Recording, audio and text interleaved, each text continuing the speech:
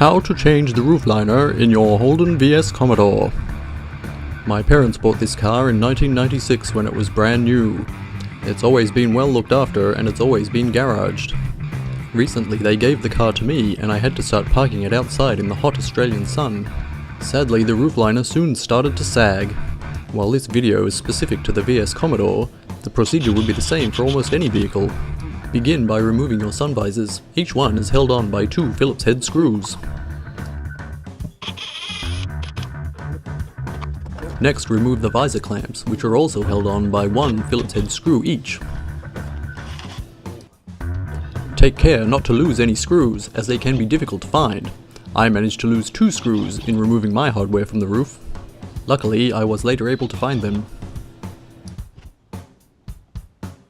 There are 3 grab handles in the Holden vs Commodore. Each one is held on by 4 Phillips head screws. The screws can be accessed by prying up these screw covers with a key or something similar.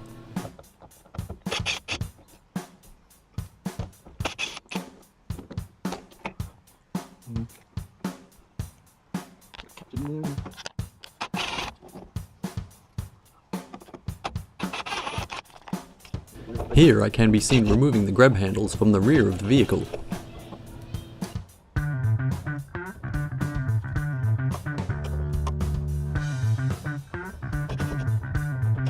The center dome light can be removed by removing the plastic cover and then undoing the 4 Phillips head screws that are holding it into place in the center of the roof. All 4 door seals can then be dislodged by pulling down firmly. This will give access to the trim on the front pillar. It will also release the roof lining from above the doors of the car. The roof board sits on the plastic trim in the center pillar. The board can be released by simply pushing up. There is no need to dislodge the trim. The roof board can be released from the front trim by pulling back on the plastic trim pieces. They are held in place by small clips, as seen here in this part of the video. Once the trim is released, simply slide the roof board out from behind. With the board released from the front and center pillars, the dome light can be pushed up through the hole in the car to further release the board. There is no need to remove the trim at the rear of the vehicle. The board will fully release by simply sliding it towards the front of the car. In order to remove the roof piece from the car, make sure the front seats are in the fully reclined position. It is also beneficial to make sure that the steering wheel is as far forward or up as possible, and to move the gear stick into the fully rearward position. With a bit of messing around, the roof board can then be removed from the vehicle out the front passenger door.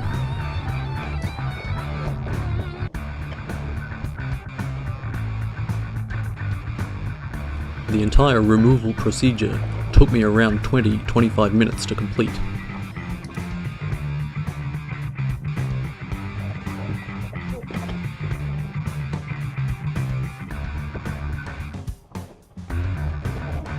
With the roof board placed on a suitable working surface, you can then remove the old headliner material. It should come off quite easily, leaving a horrible orange foamy residue behind. The decomposition of this foam over time is the reason that your headliner has collapsed in the first place. Be gentle with the headliner board, as it is only made of cardboard, as can be seen here in this picture. I removed the foamy residue from the board using a dry scouring pad. It came off quite easily, but it still took a bit of work. Take extra care around the contoured parts, as any residue left behind will prevent the new headliner from sticking correctly. My wonderful children helped me select my new headliner material. We found this awesome dinosaur polar fleece at our local Lincroft shop. They were having a 50% off sale, so this whole piece only cost me $10. The fabric piece is 1.5 meters wide by 2 meters long.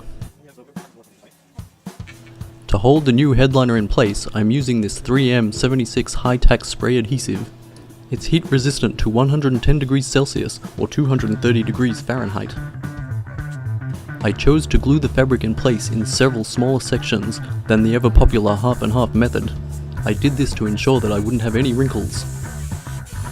Spray the adhesive liberally on both the cardboard headliner board and on the new headliner fabric. Place the fabric and then smooth it into its final position.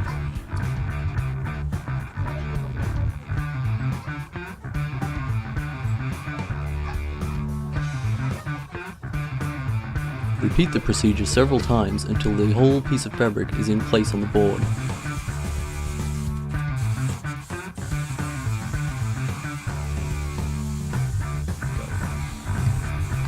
I sprayed it so it didn't have any wrinkles inside it.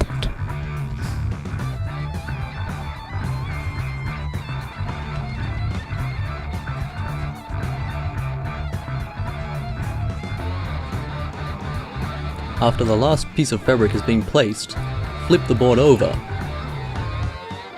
It's then time to trim the excess fabric and glue it to the top side of the board.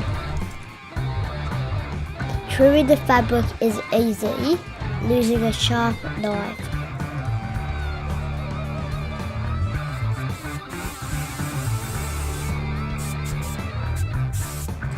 Pay extra attention to the corners of the board and where it tucks into the front pillar. Using a sharp knife, cut the X when the donut sits. Coat the area with spray adhesive. Wait a couple of minutes, then fold back the corners of your X. Using whatever's left of your spray adhesive, Reattach the sounding material. Soundproofing material.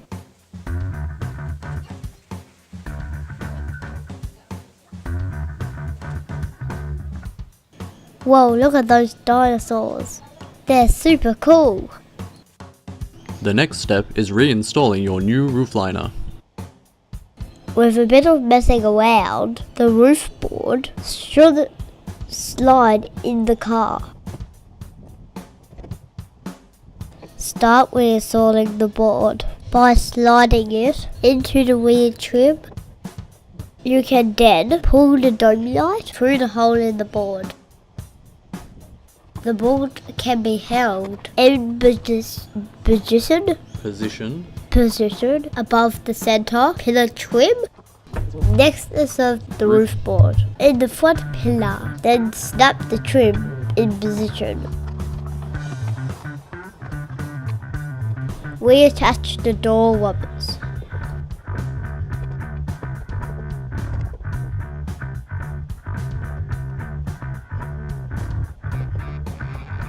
Then reinstall the dome light, grab handles and some visors.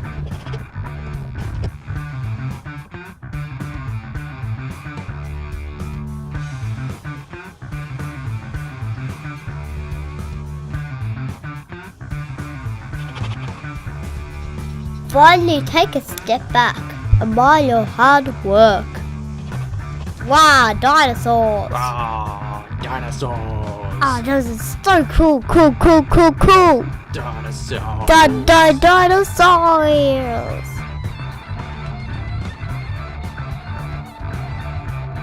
The end.